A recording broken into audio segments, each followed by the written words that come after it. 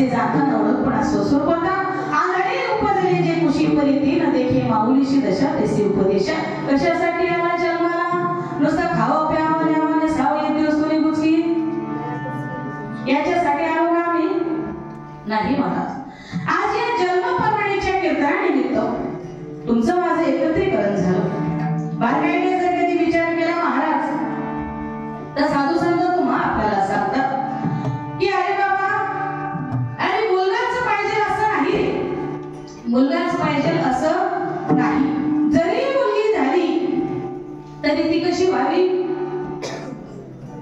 विठ्ठला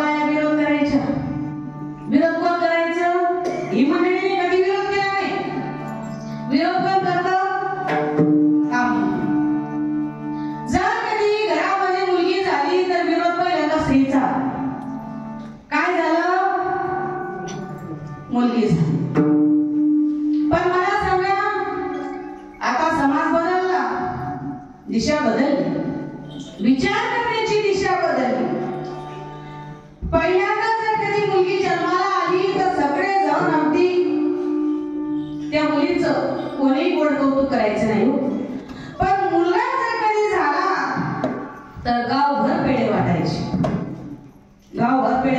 मुलगा झाला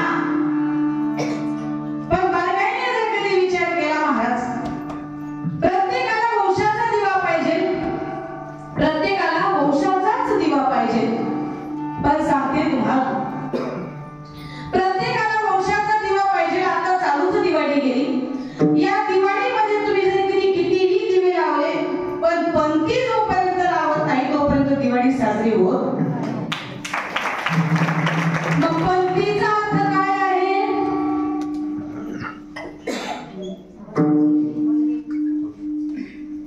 पण अधिक तीच राहणार नाही तुझ्या वंशाला दिवा लागेल का म्हणून ती मुलगी त्या गर्भामध्ये आपल्या आईला विनंती करते 9 महिने 9 दिवसांनी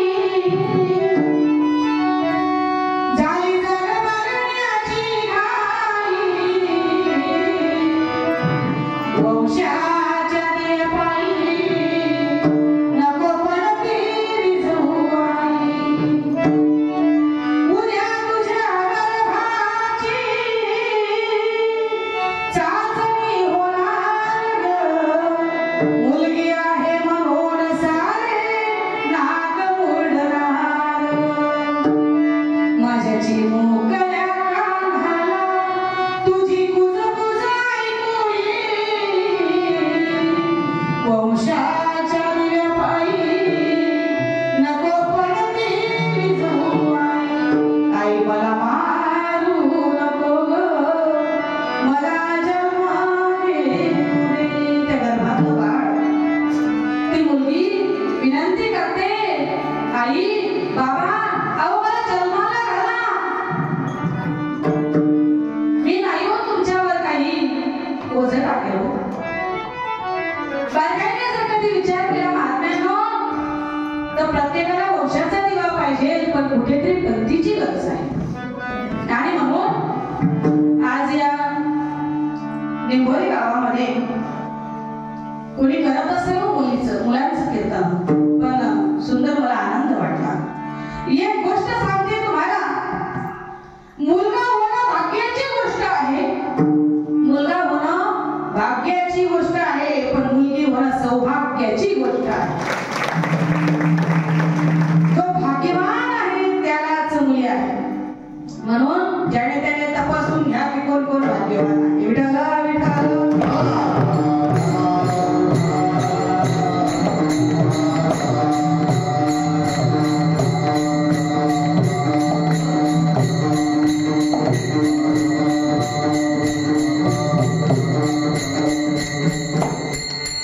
आणि म्हणून तुकोबर आहे तेव्हा आपल्याला सांगतात की बाबा हितासाठी जागृत राहायचंय. मग हित कशाला म्हणतात? हित कशाला म्हणतात? 2 एकर जमीन घेतली झालं हित.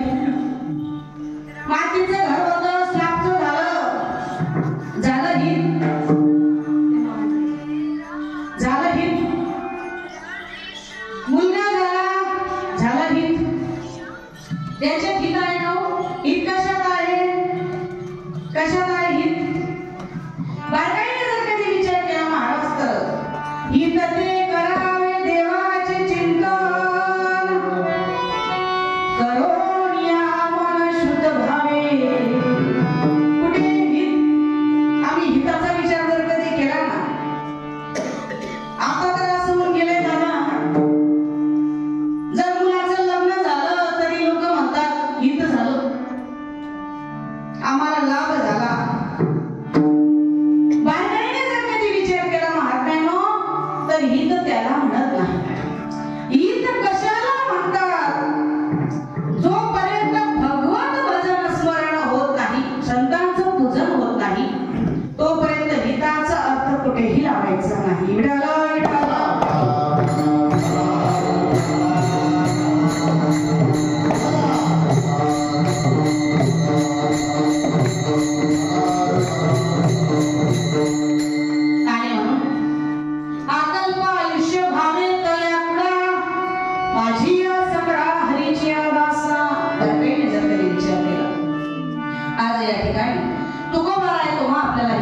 चिंतन सांगतात. मग हित जर कधी विचार करायचा असेल हिताचा,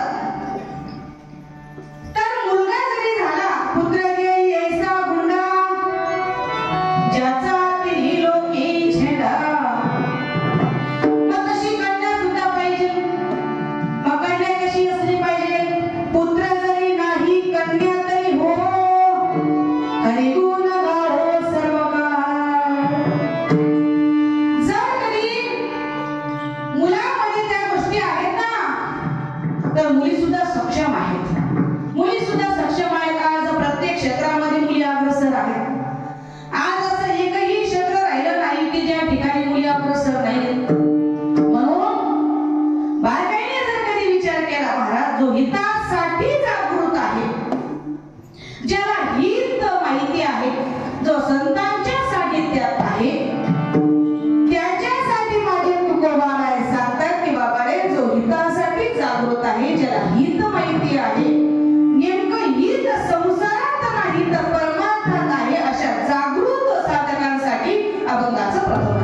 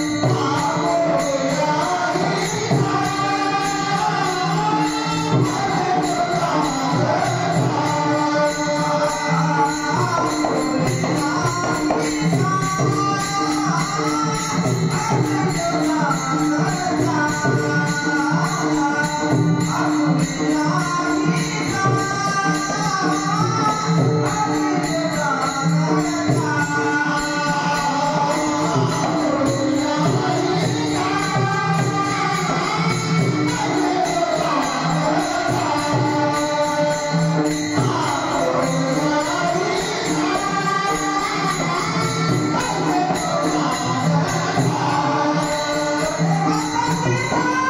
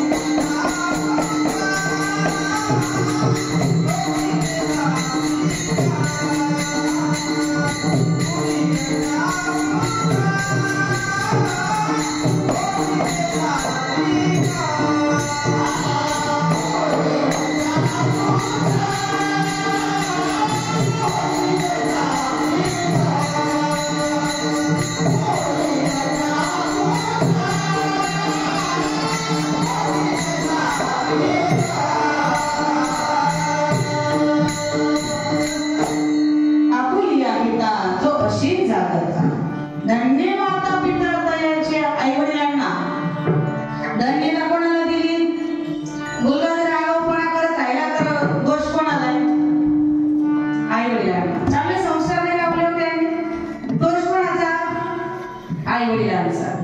मुलगा जरी कधी काही करत असला पण दोष कोणाचा आहे? आई वडिलांचा असतो. म्हणून संस्कार विचार जर कधी केल्यानंतर मुलांवर असे संस्कार करा. आज प्रत्येक क्षेत्रामध्ये अग्रसर झाल्या महिला, अग्रसर झाल्या मुली, पण मी स्त्री असून सुद्धा तुम्हाला एक वाक्य सांगते, काहीतरी आमची मर्यादा आहे. स्त्रीची मर्यादा आहे. त्या स्त्रीच्या मर्यादेमध्ये जर कधी स्त्रीने कार्य केलं तर ते अजून शोभून दिसतं महाराज. म्हणून बारकाईने जर कधी विचार केला महाराज, तर प्रत्येक क्षेत्रामध्ये आज स्त्री अग्रसर झाली, पण कुठे ना कुठेतरी सुद्धा जोपर्यंत तिला भगवत भक्ती नाही, संतांचं पूजन नाही ना, तोपर्यंत त्या गोष्टी सगळ्या अपूर्ण आहेत. म्हणून संसाराला परमार्थाची जोड पाहिजे. संसाराला परमार्थाची जोड पाहिजे. पण संसारी लोक आहोत तुम्ही आपण. जे करायचं ते करत नाही, जे नाही करायचं ते केल्याशिवाय राहत नाही. बघा, एक श्रीमंत घराण्याची महिला तीर्थयात्रेला निघाली. तीर्थयात्रेला निघाली, कोणाकोणाला सोबत घ्यायचं तिने विचार केला, गाडी वगैरे सज्ज केली. मैत्रिणीला बोलवलं, बहिणीला बोलवलं, जाऊला बोलवलं. जाऊ म्हणजे कोण? कोणाला म्हणतात तुमच्या गावाला जाऊ? देराणी किंवा पण जाऊ आता एकत्र राहू, कालांतराने वेगळी जाऊ तिला म्हणतात. मैत्रीण आणि बहीण आणि जाऊ तिघही गाडीमध्ये बसल्या. श्रीमंत महिला आणि ड्रायव्हर सुद्धा गाडीमध्ये बसले. आता आपली गाडी निघेलच.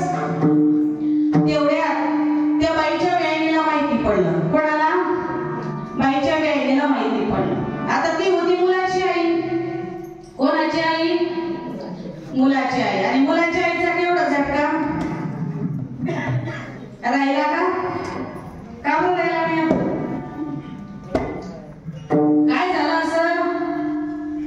पहिल्यांदा मुलांच्या आईचं एवढं चालायचं, पण आता चाललं कारण आता मुलांना मुली मिळत नाही. एक गावामध्ये 50-50 नवरदेव, पण मुली मिळत विठाला विठाला.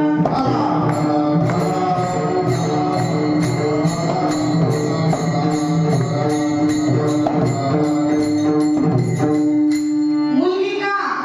मला मुलगी झाली याच्यामुळे भोले बाबांनी यायला बरं का चमत्कार दाखवला. आता मुली मिळत नाही. ती श्रीमंत महिला अगदी गाडीमध्ये बसली. तिच्या वेणीने बघितलं ती मुलाची आई होती आणि मुलाचा आईचा एवढा झटका राहायचा आधी, पण आता राहिला नाही. 30 वर्ष, 20 वर्ष, 40 वर्ष आधी जर कधी विचार केला तर नवरदेव पारावर यायचा. नवरदेव पारावर यायचा, सांगायचा मला रेडिओ दिला तर मी घोड्यावरून उतरेल. अजून काही काळ गेला, मला घड्याळ दिली तर मी घोड्यावरून उतरेल. अजून काही काळ गेला, मला सायकल दिली तर घोड्यावरून उतरेल.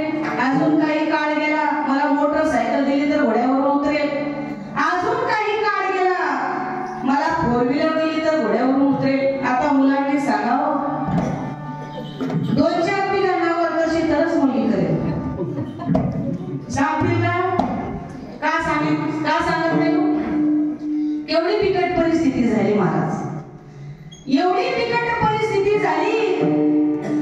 आता त्या श्रीमंत महिलेने बघितलं की माझी वेळी रागाने तावाने येते. मागच्या सीटवर बहीण बसली, मैत्रीण बसली, जाऊ बसली, मागचं सीट रिकामं नाही. पुढच्या सीटवर ड्रायव्हर बसला, श्रीमंत महिला बसली. गाडीमध्ये जागा वेळीला तर बसवायचं, पण कुठे बसवायचं प्रश्न पडला. विचार केला तिने, मागचे 3 जण कमी होणार नाहीत. पुढे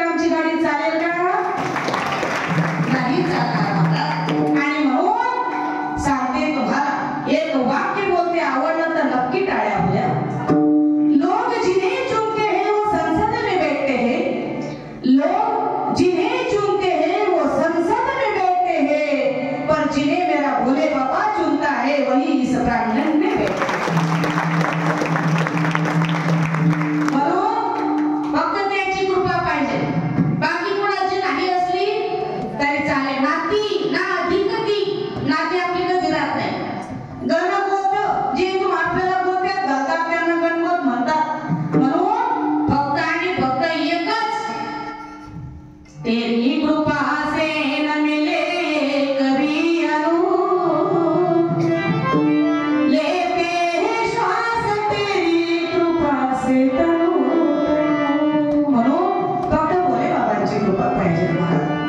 आणि म्हणून तुकोबाराय सांगतात की बाबा रे, आपल्या हितासाठी जागृत असणाऱ्या मायबापांना धन्यता दिली. का? भरताची आई होती, रामायणाचा विचार करा. भरताची आई होती, परमार्थ आवडला नाही, भरताने त्यागली. प्रल्हादाचा पिता भगवत प्रेमी नव्हता, त्याग केला. रावणाचा भाऊ विभीषण, रावण परमार्थ प्रेमी नव्हता, त्यागला.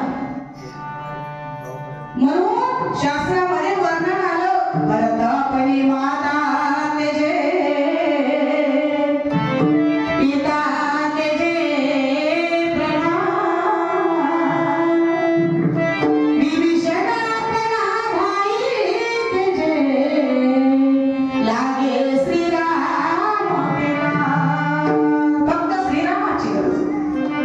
आणि म्हणून आई वडिलांचा सुद्धा त्याग केला. म्हणून तुकोबारायांना सांगावंसं वाटलं की बाबा, आपुल्या हिता असे जो जागृता, आपल्या हितासाठी जो जागृत असतो, त्या मायबापांना धन्यता आहे. म्हणून आज सुद्धा चैतन्याच्या मायबापांना धन्यता की जन्मपर्वणीच्या निमित्ताने असो, या ठिकाणी काहीतरी वेगळा कार्यक्रम सुद्धा राहिला असता, पण या ठिकाणी कीर्तनाचा कार्यक्रम झाला. म्हणून ते संस्कार त्या मुलीवर आतापासून पडतील, कीर्तनाचे संस्कार पडतील. उद्या नक्की ती कीर्तनकार नाही झाली तरी चालेल, ती कीर्तनकार नाही झाली तरी चालेल, पण एक आदर्श महिला झाल्याशिवाय राहणार नाही.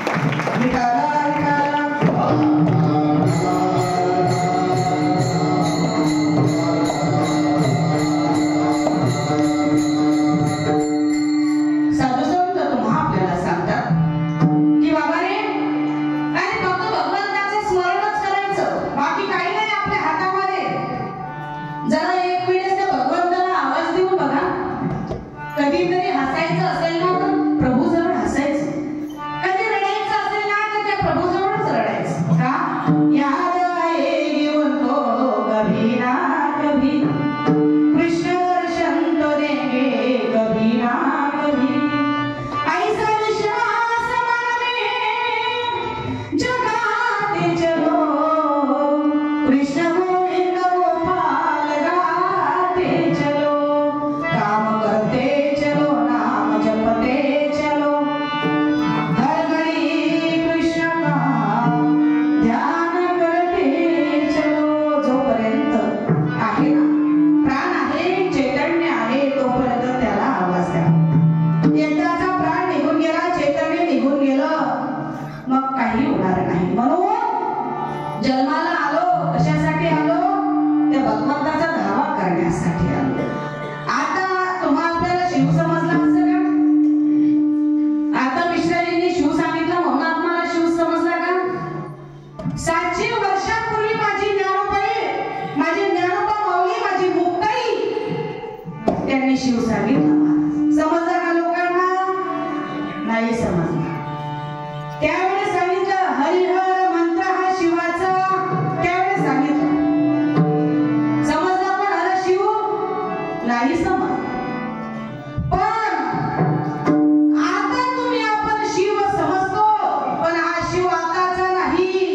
शिव कधीचा आहे? जेव्हा कोठेच नव्हते काही.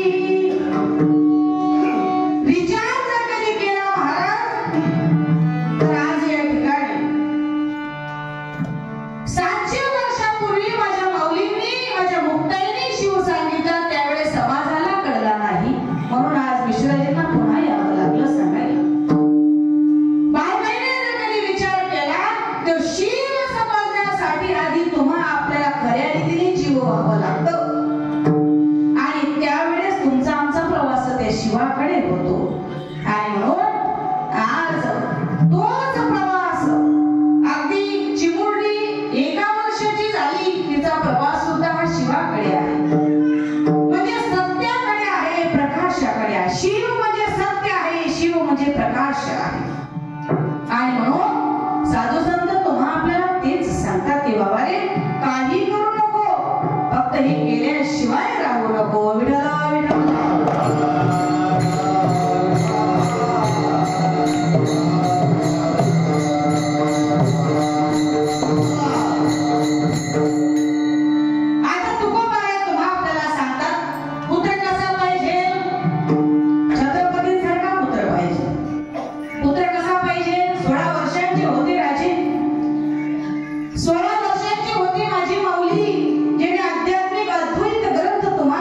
सुपूर्द केला. 16 वर्षांचे होते विवेकानंद राय, ज्यांनी देशामधून परदेशामध्ये क्रांती केली. 16 वर्षांचे होते तरुण माझे राजे, आईच्या सांगण्यावरून स्वराज्याची निर्मिती केली. आणि 16 वर्षांचा आहे आमचा तरुण, त्याला आणावं लागतं धरून. 16 वर्षांचा आमचा तरुण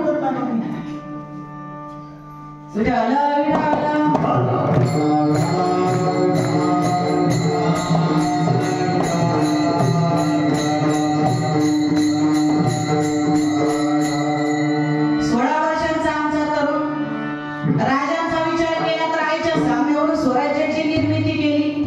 पण आमच्या तरुणाला जर कधी सांगितलं अरे दादा चक्कीवरून दळण घेऊन ये, तरी आमचा 16 वर्षाचा तरुण ऐकतो का? आई माझं स्टेटस काय, मी कोण, माझे मित्रांनी जर मला बघितलं तर किती हसतील लोक. 16 वर्षांचे होते माझे राजे, आणि ज्यांनी आईच्या सामनेवरून स्वराज्याची निर्मिती केली.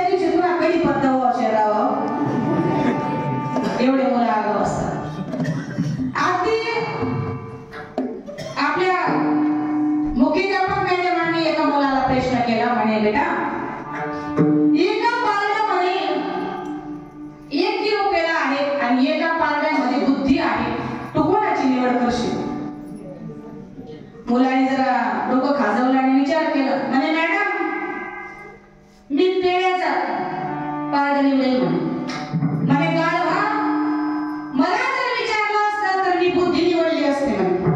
मुलाने लगेच उत्तर दिलं, म्हणे मॅडम ज्याच्याकडे जे कमी असतं तो तेच घेतो.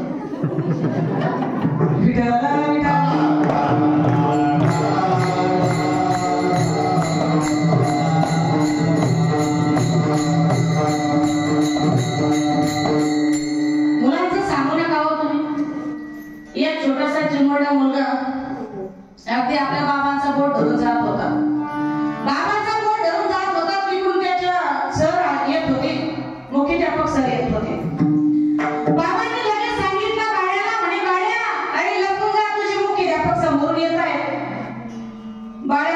लपायची गरज मला नाही. लपायची गरज तुम्हाला आहे, कारण मी मुख्याध्यापक साहेबांना सांगून आलो होतो की मी 10 दिवसाची सुट्टी घेतो, कारण माझे बाबा. मला लपायची गरज कोणाला आहे? विठाला आहे.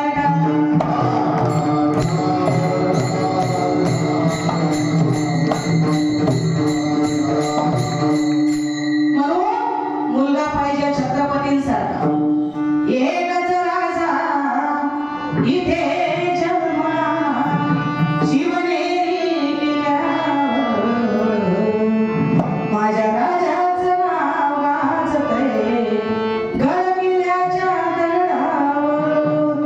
असा पुत्र जन्माला यायला पाहिजे, नाहीतर 4 पुत्र आणि 8 पुत्र काय असेना तर तरी सुद्धा काही कामाचं नाही. एकच पुत्र व्हावा ऐसा गुंडा ज्याचा तिन्ही लोकी झेंडा. पण आज उलट झालं, आज सगळं उलट झालं. पुत्र देई ऐसा गुंडा ज्याचा तिन्ही लोकी झेंडा. पण कलियुगाच्या पुत्राचा जर कधी विचार केला तर काय, हातामध्ये घेतो झेंडा आणि घरामध्ये मायबापांना दाखवतो दांडा. अशी कलियुगाची पुत्र आहे. पण विचार जर कधी केला छत्रपतींचा, आईच्या सांगण्यावर स्वराज्याची निर्मिती केली, असा पुत्र जन्माला यायला पाहिजे. पण ठीक आहे, तुकोबाराया छत्रपतीसारखा मुलगा जन्माला यायला पाहिजे. जर मुलगी झाली तर ती कशी यायला पाहिजे? मुलगी जर जन्माला आली तर ती कशी यायला पाहिजे? त्याच्यावर सुद्धा उत्तर दिली. मुलगी कशी पाहिजे? माझ्या तुकोबारायांची मुलगी सारखी, भागीरथी सारखी पाहिजे. ज्या भागीरथीने सदैव वैकुंठाला माझे तुकोबाराय गेले, त्यांना वैकुंठातून परत फक्त माझ्या भागीरथीसाठी आले हो, निरोपारायांसाठी आले, जगणारे महाराजांसाठी आले आणि माझ्या भागीरथीसाठी. माझ्या भागीरथीने धावा केला. बाबा गेले पुण्या गावा, बाबा गेले पुण्या गावा.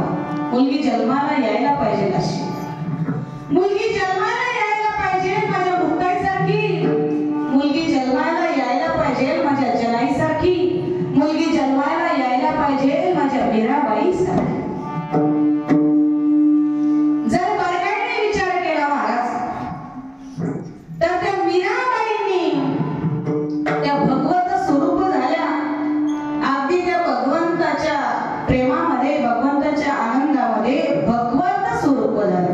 हरी गुण गावत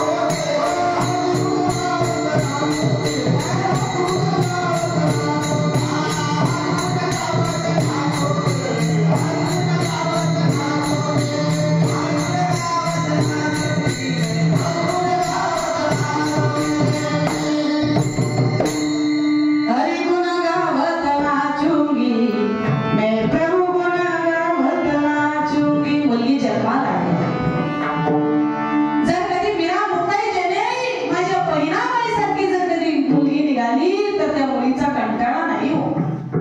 म्हणून बागाईने जर कधी विचार केला नारी की निंदा मत करो यारो, नारी है रतन की खान, जिस नारी से जन्म लिए शुक भीष्म हनुमान.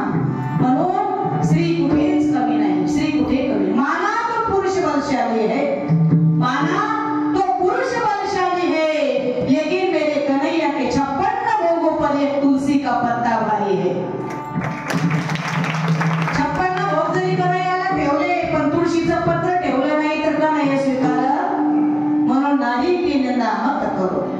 प्रत्येक क्षेत्रामध्ये जी अग्रसर आहे ना त्या मायबापांना धन्यता दिली. माझ्या तुकोबारायांनी सांगितलं की सात्विक घराण्यामध्ये असे सात्विक मुलं जन्माला आले तर त्याचा हेवा थेट प्रभूला वाटतो.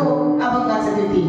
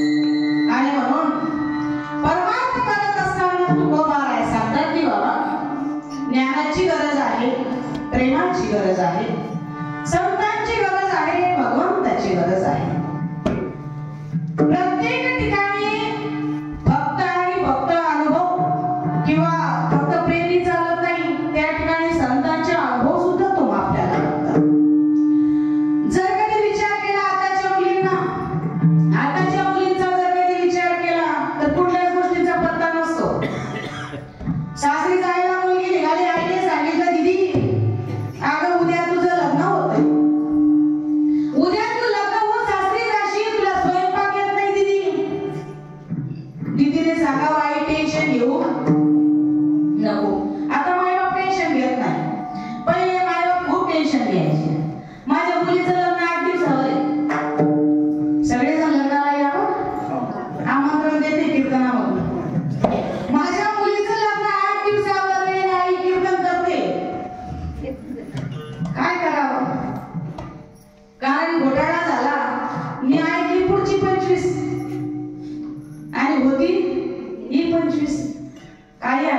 भोलेबाबांची तीच इच्छा असेल.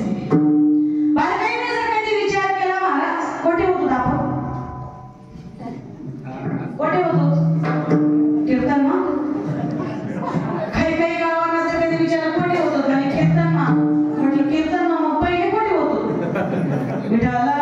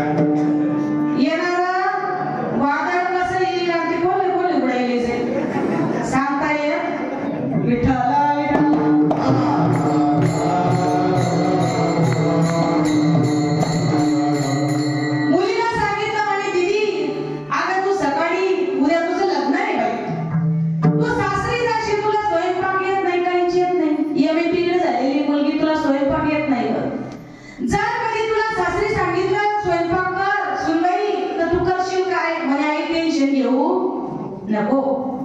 मला सगळा स्वयंपाक मी शिकून जाईल. कशावर बेटा? स्वयंपाक कशावर शिकतात?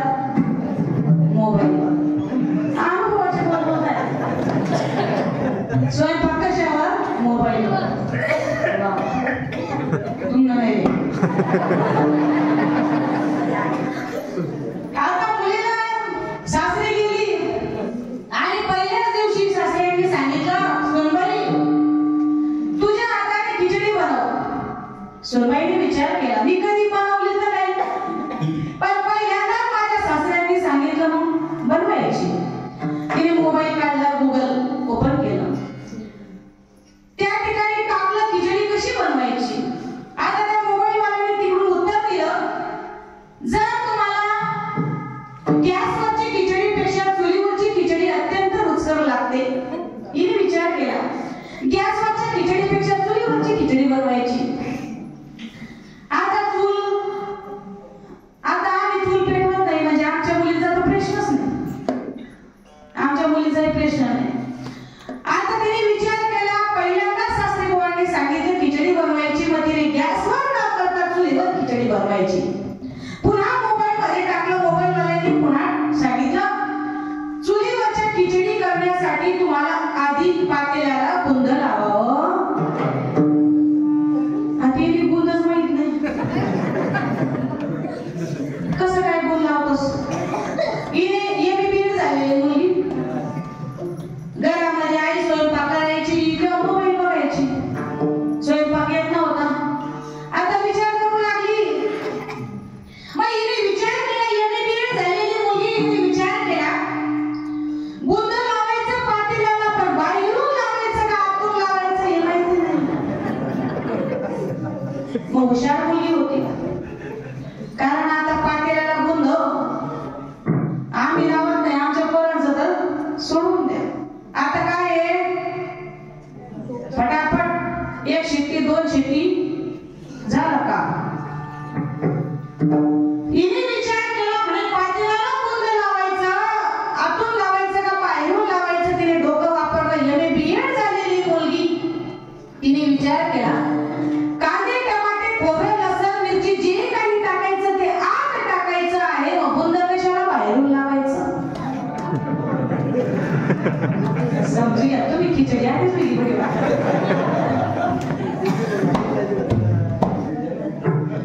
विचार केला. सगळं जर कधी आत टाकायचं आहे तर गुंद कशाला बाहेरून लावायचं. छानपैकी मातीचा गरगटा घेतला, आतून गुंद लावलं, कांदे टमाटे सगळं काही असेल नसेल घातलं, खिचडी केली. सासरी बुवा एक गोरेगावाचा प्रतिष्ठित माणूस होता. आम्ही दुसरं कुठे नाही गोरेगावाचे प्रतिष्ठित माणूस होता. त्यांनी अगदी चौकामध्ये आपल्या स्टँडवर चौकामध्ये 5-7 जण बसलेले होते. त्यांना सांगितलं, दादा माझी सुनबाई पहिल्यांदाच काहीतरी बनवलेलं आहे, एवढी शिक्षणवाली मुलगी, पण पहिल्यांदा स्वयंपाक घरामध्ये पाऊल टाकला आणि काहीतरी बनवलं म्हणे चला तुम्ही पण 4-5 जणांना घेऊन आले. सुनबाई पत्रावळी टाक, सुनबाईने पत्रावळी टाकली, जशी का पत्रावळी टाकली ताटं वाढले. सासरे बुवा खायला बसले, किती आनंद आला असेल. ताट कमी आणि खडा जास्त. विठ्ठल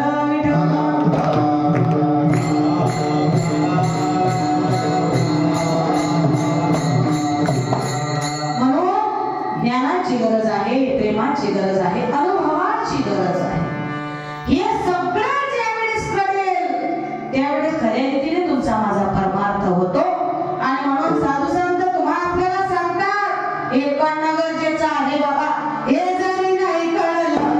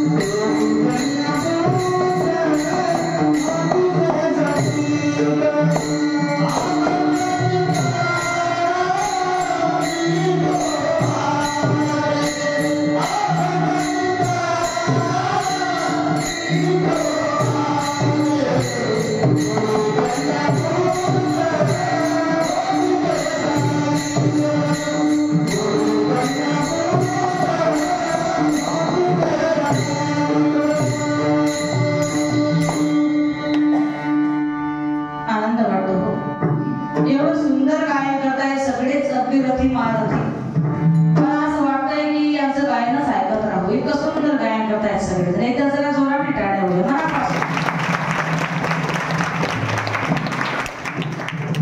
बारकाईने जर कधी विचार केला महाराज, आनंद आहे, खूप खूप आनंद आहे. परमार्थामध्ये एवढा आनंद आहे ना, संसाराची आठवण येत नाही. मला सांगा, तुम्ही जर इथं बसले तर संसाराची आठवण येते का?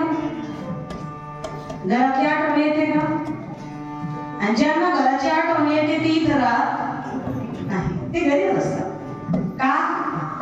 मनाने आणि तनाने. गरज आहे तनाने जर कधी तुम्ही इथे बसला, पण मन जर कधी घरी असेल तर काही कामाचं नाही. काही काही मंडळींना कीर्तनामध्ये झोपा लागतात. एके गावाला माझं कीर्तन होतं. एक आजीबाईने सांगितलं, म्हणे ताई किती सुंदर कीर्तन केलं, म्हणे तुझा आवाज किती गोड आहे, तुझं किती सुंदर कीर्तन झालं. म्हटलं आजी तुम्हाला असं काय आवडलं? म्हटलं नेमकं. म्हणे बाई 3-3 गोळ्या घेऊन मला कधी झोप येत नाही, तुझ्या कीर्तनामध्ये अशी सुखाने झोप लागली. मग कीर्तन काय झोपासाठी? किती कमाल आहे. बस सांगते तुम्हाला, झोपेचं वर्णन सुद्धा. निद्रा देवी, कुंभकर्णाची पत्नी निद्रा देवी, ज्या वेळेस कुंभकर्णाला श्रीरामाने मारलं, वध केला, त्यावेळेस ती निद्रा देवी भगवान श्रीरामांकडे आली. रामा, तू माझ्या धन्याला, माझ्या स्वामीला मारलं. तेव्हा स्वामी म्हणण्याची पद्धत होती. तेव्हा स्वामी म्हणण्याची पद्धत होती. आता पद्धत, आता काय म्हणतात? पिंट्यान बाप, टिंकी माय. आता तर ती पद्धत अजून गेली. आता सरसकट नावाने आरोड्या मारायला लागली. माहिती पडत नाही हा भाऊ आहे का नवरा आहे का कोणी आहे, काहीच माहिती पडत नाही. नावाने हात मारतात. परिस्थिती सगळी बदलली. त्या निद्रा देवीने सांगितलं श्रीरामांना, तुम्ही माझ्या स्वामीला मारलं. त्यावेळेस भगवान श्रीरामांनी विचार केला, ही पतिव्रता नारी आहे, नारी पतिव्रता, जिची देवावरी सत्ता, ही पतिव्रता नार आहे. हिने जर कधी मला अभद्र शब्द हिच्या मुखामधून काढला तर मला भोगावं लागेल. म्हणून पहिल्यांदा शाळे माणसं पहिल्यांदाच माफी मागून घेतात, हात जोडून नतमस्तक होतात. श्रीरामप्रभूंनी निद्रा देवी समोर नतमस्तक झाले आणि सांगितलं, माते काय मागून घ्यायचं मागून घ्या. त्यावेळेस निद्रा देवींनी सांगितलं, तुम्ही माझ्या धन्याला, माझ्या स्वामीला मारलं. ज्या ज्या ठिकाणी तुमची कथा कीर्तन होतील त्या त्या भक्तांच्या मस्तकावर मी जाऊन बसेल. म्हणून झोप येते. हे निद्रा देवीचं, ही निद्रा देवी. म्हणून याला फक्त याच्यावर एकच रामबाण उपाय आहे, जो भगवंताचं भजन निस्सीमपणे करेल. अखंड चिंतन, विठोबाचे अखंड चिंतन. चिंतन कसं? आम्ही विचार करतो ताई सकाळी करावं तर मग संध्याकाळी करायला नाही का? बरेच असे महाभाग भेटतात, सकाळी चिंतन केलं मग संध्याकाळी नाही करत चालेल ना? अरे बाबा, अखंड जे कधीच बंद नाही. बारकाईने जर कधी विचार केला, तुमचा श्वास जर कधी बंद पडला तर चालेल का? नाही ना. म्हणून इज बंगले को दस दरवाजे, अरे बीच पवन का खंभारे, आवत जावत कोई ना देखे यही बड़ा चंबा, बंगला खूब बनाया. 21,608 वेळी श्वास तुम्ही आपण घेतो, सोडतो, घेतो आणि सोडतो. जर 21,608 श्वास जर कधी तुम्ही आपण घेतोय सोडतोय, प्रत्येक श्वासवर माझ्या भगवंताचं नाव लिहा. श्वासा की कर सुमारणी, करा जपा को परम तत्व को ध्यान धर, सोहमा को श्वास श्वास में